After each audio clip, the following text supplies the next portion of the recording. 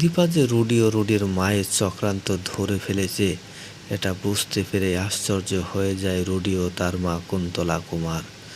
কুন্তলা কুমার ভাবে যে দীপা এত সাহস, সে এত বুদ্ধির পরিচয় দিয়ে তার শ্বশুর কুমার বাবুকে ধরে ফেলেছে।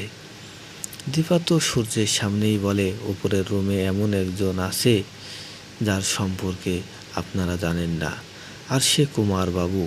তার কণ্ঠ আমি শুনেছি, তার কণ্ঠ আমার খুবই পরিচিত। আমি কুমার বাবুর গলা শুনেই বুঝতে পেরেছি, আমি আগেই ধারণা করেছিলাম যে এই বাড়িতে অন্য কোনো একজন আছে, যার কারণে এই রুডি ও রুডির মা সোনাকে এইভাবে আমাদের কাছ থেকে আলাদা করে দিয়েছি।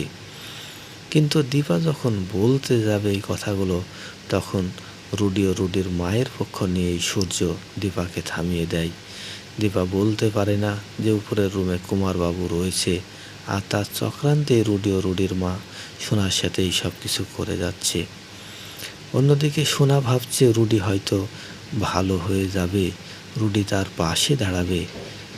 তার পাশে দাঁড়ালেই রুডির মা যতই অত্যাচার করুক না কেন, সোনা সব কিছু মেনে নিয়ে সে বাড়িতে টিকে থাকবে। কেননা সোনা তার মা ও বোনকে চ্যালেঞ্জ করে এসেছে, সে যদি তার মা ও বোনের কাছে হেরে যায় তাহলে সেটা তার মান সম্মানে আঘাত লাগবে। তাই মা ও বোনের কাছে হারতে চায় না সোনা।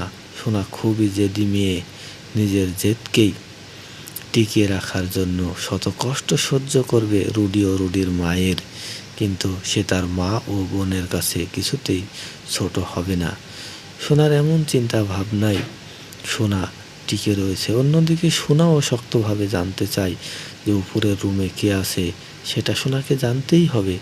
সোনা যখন দেখতে পাবে যে উপরের রূপে কুমারবাবু থাকে, তখন সোনা কি করবে? সোনা ভয়ে বিধ্বস্ত হয়ে কাঁপতে থাকবে। কেননা এই কুমারবাবু তাদের পুরো পরিবারটাকে শেষ করে দিয়েছে, অনেক বিপদের মুখে ফেলেছে। আর সে কুমারবাবুর বাড়িতে আজকে সে বউ হয়ে এসেছে।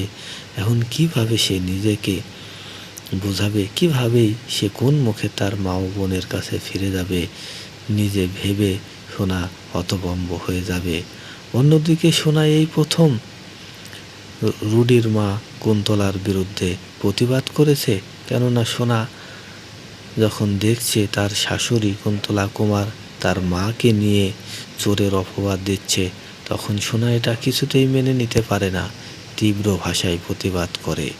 সোনা প্রতিবাদ করাই সোনাকে চরমভাবে অপমান করে কুন্তলা কুমার। অন্যদিকে দীপাকে ভুল বুঝে উর্মি, সূর্য ও সূর্যের কাকিয়া, তারা এখনও বুঝল না যে দীপা কি বলতে চাইছে। দীপার কথাটি কেবলমাত্র দীপার শ্বশুরমশাই অর্থাৎ সূর্যের বাবাই বুঝতে পেরেছে যে দীপা সঠিক কিছু একটাই করছে, নইলে তো দীপা এমন কিছু করার মেয়ে নয়। অন্যদিকে দীপাকে ভুল বুঝেই রইল সূর্য। সূর্যকে ছাড়া দীপা কি পারবে একা একা কুন্তলা ও রুডির চক্রান্ত মোকাবেলা করতে? তবে দীপাকে সর্বদা সহযোগিতা করছে রূপা। রূপা, দীপা এবং কৃষ্ণ মিলে সোনাকে বাঁচাবে রুডি ও রুডির মায়ের চক্রান্ত থেকে। রুডি ও রুডির মা সেনগুপ্ত বাড়ির সবাইকে পথে বসাতে চায়। দীপাকে নিয়ে গিয়ে কুমারবাবুর পায়ের তলায় বসিয়ে কুমারবাবুর পা ধরে মাপ যেন চায় সে ব্যবস্থা করতে চায়।